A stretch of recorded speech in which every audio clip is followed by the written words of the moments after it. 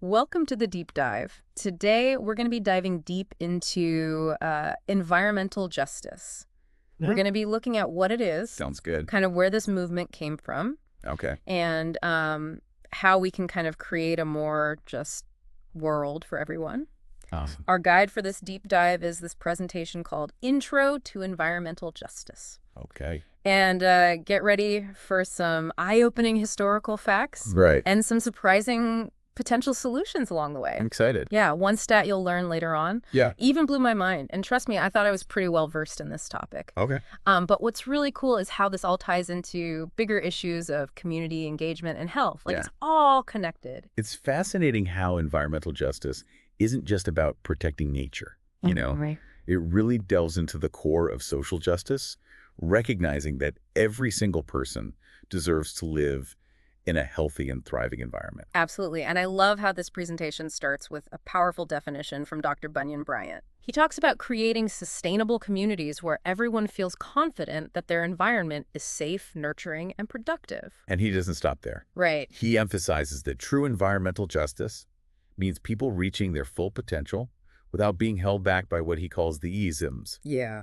This really highlights how deeply intertwined systemic inequalities and discrimination are with environmental issues. Yeah, instead of just listing what environmental justice isn't, Right. Dr. Bryant paints a picture of what it is. Okay. He talks about decent jobs, quality education, affordable housing, Yeah. accessible health care, personal empowerment, and communities free from violence, drugs, and poverty. It's like a blueprint for a truly just and equitable society, right? It really is. And the presentation's mention of distributive justice grabbed my attention. Oh, yeah. This concept goes beyond just equal opportunities. It's about making sure that resources and benefits, Yeah. including a clean and healthy environment, are fairly distributed among everyone, Yeah. regardless of race, income, or other social factors. Now that you mention it, I've seen this play out firsthand. For example, in some cities, affluent neighborhoods often have beautiful parks and green spaces, Right. while lower income areas are often neglected with limited access to nature and facing higher pollution levels. Yeah. Distributive justice aims to tackle these inequalities head on. Exactly. And speaking of addressing injustice, the presentation also delves into the principles of environmental justice, Okay. which were created at the first National People of Color Environmental Leadership Summit back in 1991. Wow. It's amazing to see how this movement has been building for decades. Yeah, these 17 principles are so powerful, and some really stood out to me. Like, Principle 1 affirms the sacredness of Mother Earth ecological unity and the interdependence of all species. Right. It's such a beautiful way of looking at our relationship with the planet. Yeah. Do any of the principles resonate with you in particular? Principle number 12 caught my eye. Oh, yeah. It calls for urban and rural ecological policies that prioritize cleaning up and rebuilding our cities and rural areas in a way that's in balance with nature. Okay. It emphasizes the importance of honoring the cultural integrity of all communities and providing fair access to resources for everyone. Yeah. This really gets at the heart of equitable and sustainable development. It's incredible how these principles connect back to Dr. Bryant's definition, Right. forming a comprehensive framework for understanding and advocating for environmental justice. Yeah. But it's also interesting to compare them to how the U.S. EPA defines environmental justice. That's a great observation. The EPA focuses on ensuring fair treatment and meaningful involvement of all people, regardless of race, color, national origin, or income, Okay. when it comes to environmental laws and policies. That sounds reasonable on the surface, but I wonder if it goes far enough. Does it truly encompass the broader social and economic factors that Dr. Bryant's definition and the principles of environmental justice highlight? That's the key question. Yeah. What exactly constitutes fair treatment and meaningful involvement? Yeah. Do they simply refer to legal and regulatory processes? Or do they acknowledge the systemic inequalities that create environmental burdens in the first place? Right. This nuance is crucial for understanding the different approaches to environmental justice. I think you've hit the nail on the head. Okay. Okay, now let's dive into the history of the movement in the U.S. Right. The presentation outlines a really impactful timeline, Okay. and it all begins with a groundbreaking study in Houston, Texas, back in 1983. Ah, yes. That was Dr. Robert Bullard's study on the locations of waste disposal sites in Houston. Okay. Remember that mind-blowing statistic I mentioned earlier? Oh, yeah. Well, brace yourself. His research revealed that a staggering 80% of city-owned garbage dumps were located in predominantly Black communities, Wow. even though African Americans only made up about 25% of the city's population at the time. What? It's a shocking example of environmental racism, plain and simple. Wow. 80% is just appalling. That's not just a coincidence. It's a clear pattern of injustice. Right. Sadly, things didn't seem to improve much a few years later when the United Church of Christ's Commission for Racial Justice published Toxic Wastes and Race in 1987. That report was a game changer. Really? It exposed how race was the most significant factor in determining where commercial hazardous waste facilities were located across the U.S. Oh, wow. It stated that 3 out of every 5 Black and Hispanic Americans lived in communities with uncontrolled toxic waste sites. Oh. These areas, often called sacrifice zones, Yeah. are typically located in marginalized communities and bear the brunt of environmental pollution and hazards. It's heartbreaking to think of communities being treated as sacrifice zones. The 1990s saw some significant progress, though, right? Starting with the publication of Dr. Bullard's book, Dumping in Dixie, in 1990. Okay. This book really shone a light on the environmental injustices faced by communities of color in the southern U.S. Yeah. and fueled activism around the issue. Absolutely. But it wasn't just Dr. Bullard's work. Okay. Black activists also took a stand by writing a powerful letter to the Group of 10, Yeah. which were the major and mostly white environmental organizations at the time. Oh, wow. They called them out for the environmental racism and discrimination within their own organizations and work. It was a bold move that pushed the movement forward. And then the Congressional Black Caucus, alongside activists and academics, Yeah. met with EPA officials to address these concerns. Right. This shows how the movement was gaining momentum and political recognition. And that recognition led to some significant policy changes. Okay. In 1992, the Office of Environmental Equity was created, Okay. which was later renamed the Office of Environmental Justice. And then in 1994, President Clinton signed Executive Order 112898, Okay. a landmark moment in the environmental justice movement. Okay. I remember hearing about Executive Order 12898, but I have to admit I'm a little fuzzy on the details. Sure. What did it actually accomplish? Well, it mandated that federal agencies had to actively address environmental justice concerns in minority and low-income populations. This meant considering the unequal impact of environmental hazards on these communities when making decisions about policies and programs. Right. It was a huge step toward acknowledging and addressing these injustices at a federal level. It sounds like a crucial turning point, but the fight for environmental justice didn't stop there, did it? Unfortunately, no. The United Church of Christ published Toxic Waste and Race at 20 in 2007, Okay. and their findings were sobering. Yeah. They revealed that racial disparities in the distribution of hazardous wastes were actually even greater than what had been previously reported. Wow. It's a stark reminder that progress isn't always linear. It's so disheartening to see how these injustices persist, but even with these challenges, there are glimmers of hope. For instance, the Indigenous Peoples Global Summit on Climate Change in 2009 resulted in the creation of the Anchorage Declaration. The Anchorage Declaration was a powerful statement. It emphasized the unique perspectives and rights of indigenous communities in addressing climate change and environmental justice. Okay. Their voices are essential in this movement. Absolutely. And then more recently, in 2021, President Biden introduced the Justice 40 initiative, Right. which seems like a major development. It is. Can you tell us more about that? The Justice 40 initiative is a groundbreaking initiative aiming to invest at least 40% of relevant federal investments Okay. in disadvantaged communities that are marginalized, underserved, and overburdened by pollution. Wow. It's a significant step towards addressing the historical and ongoing injustices faced by these communities. I hope it lives up to its potential. The presentation doesn't offer specific examples of environmental injustices, Right. but I think it's important for you as our listener to consider what comes to mind when you hear this term. Yep. What examples are you familiar with, either globally or locally? It's a good time to pause and reflect. Yeah. Think about how these real-world examples connect to everything we've discussed so far. When we grasp the tangible impacts of environmental injustice, we can truly appreciate the urgency and importance of this movement. Well said. So how do we move forward? Okay. What solutions can we envision to create a more environmentally just world? The presentation offers a really interesting framework called the Just Transition. Okay. What are your thoughts on that? The Just Transition framework focuses on shifting from an extractive economy to a living economy. Okay.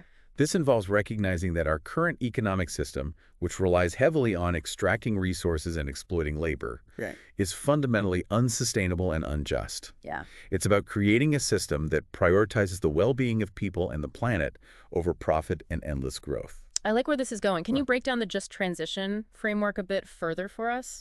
Of course, it involves 5 key components: Okay. democratizing wealth, and the workplace advancing ecological restoration, driving racial and social equity, relocalizing production and consumption, and retaining and restoring cultures and traditions. It sounds like a comprehensive approach that recognizes the interconnectedness of these issues, Right. but I imagine there are some serious barriers to implementing such a significant shift. You're absolutely right. We're talking about deeply entrenched power structures, economic interests that benefit from the status quo, Yeah. social inequalities that make it difficult for marginalized communities to participate in decision-making, Wow. and frankly, a lack of political will to implement these transformative changes. It's a complex web of challenges. Those barriers seem immense, but it's important to remember that change is possible. Right. We've seen movements overcome seemingly insurmountable obstacles throughout history. Yeah. What can we learn from their strategies? Are there any historical examples of success that give you hope? There are definitely inspiring examples that show us what's possible. Think about the civil rights movement or the fight for women's suffrage. These movements faced immense opposition, yet they persisted and ultimately achieved significant victories. The key takeaway is that systemic change requires sustained collective action, strategic organizing, and a willingness to challenge those in power. That's so empowering. It reminds us that even small actions can contribute to a larger movement for change. Absolutely. What specific actions can we take to break down those barriers and push for the just transition? What can our listener do to get involved? It starts with recognizing that each of us has a role to play. Okay. Individual actions like reducing our consumption, supporting businesses that align with our values, and advocating for policy changes can make a real difference. Right. But it's also about joining forces with others, Okay. organizing and mobilizing communities, building coalitions, and holding those in power accountable. I love that collective action is so powerful. The just transition framework reminds us that creating a more environmentally just world requires a fundamental shift in our values, priorities, and systems. Yeah. It's about moving away from a system that prioritizes profit and extraction towards one that centers the well-being of people and the planet. What do you think, listener? Do any of these principles resonate with you? It's a call to reimagine our relationship with the earth and with each other. Yeah. It's about understanding that environmental justice is intrinsically linked to social justice, economic justice, and racial justice. Exactly. Now, as we wrap up this deep dive into environmental justice, Okay. I want you to take a moment to imagine an environmentally just society and world. What would that look like? Yeah. What would it feel like to live in a world where everyone has equal access to a healthy and thriving environment? It's a beautiful vision to hold in our minds. Yeah. Imagine communities free from pollution, where clean air, water, and land are considered fundamental rights for all. Imagine cities designed with nature in mind, with green spaces, community gardens, and sustainable transportation. Yeah. Imagine a world where industries operate in harmony with the environment, where workers are treated fairly and empowered to participate in decision-making processes. Imagine a future where indigenous knowledge and practices are respected and integrated into environmental solutions. I can practically feel that world, and it's incredible. It's a world where everyone has the opportunity to reach their full potential Right. without being burdened by environmental hazards or systemic injustices. It's a world where we live in balance with nature, respecting the interconnectedness of all living beings. And as you continue to reflect on this vision, I want to leave you with a final thought-provoking question. Okay. What personal choices and actions can you take to contribute to a more environmentally just world for present and future generations? What a powerful question. Yeah. Remember, this deep dive is just the beginning of your journey. Right. We encourage you to explore the resources mentioned in the presentation, to continue your learning and discover ways to get involved in the fight for environmental justice. Absolutely. There are countless organizations, initiatives, and movements working tirelessly to create a more just and sustainable world. Find what resonates with you, connect with others who share your passion, and let's build this brighter future together. That's a perfect note to end on. Thanks for joining us on this deep dive into environmental justice. Yeah. Until next time, keep asking questions, keep seeking answers, and keep diving deep. It's been a truly insightful journey exploring this vital topic. I agree. And remember, even if you feel overwhelmed by the scale of the challenges we've discussed, don't underestimate the power of your individual actions. Every choice we make, from the products we buy to the policies we support, Yeah. can contribute to a more just and sustainable world. I think that's a key takeaway for our listener. Yeah. Start small, stay curious, and never stop learning. Right. There are so many ways to make a difference, and it all begins with awareness, education, and a commitment to action. Well said. Thanks for joining us on this deep dive into the world of environmental justice. Of course. We hope it sparked your curiosity and inspired you to take action. Until next time, keep exploring, keep questioning, and keep diving deep. Calling all educators, students, and community members. Join Monarch PSG, the City of District Heights Sustainability Committee, and Prince George's County Public Schools for a transformative virtual environmental justice workshop. Join us live on Tuesday, February 4th, from 5 p.m. to 8 p.m. This workshop will explore critical topics like food justice, energy equity, green jobs, and more, plus practical ways to integrate environmental justice education into curriculum. The event will also spotlight the town of Eagle Harbor, a historic African American community founded in 1925. Hear from an incredible lineup of experts, including Nicole Jackson, Principal Consultant at Monarch PSG and Senior Climate Justice Fellow at the University of Maryland. Larry Davis, CEO of Green Mechanics. Brittany Drakeford, Director of the Capital Market. Charles Romanii, from the EJ Lab at the University of Maryland. Joshua Smalley, CEO of Truly Solar. Antoine Thompson, Executive Director of Greater Washington Region Clean Cities Coalition.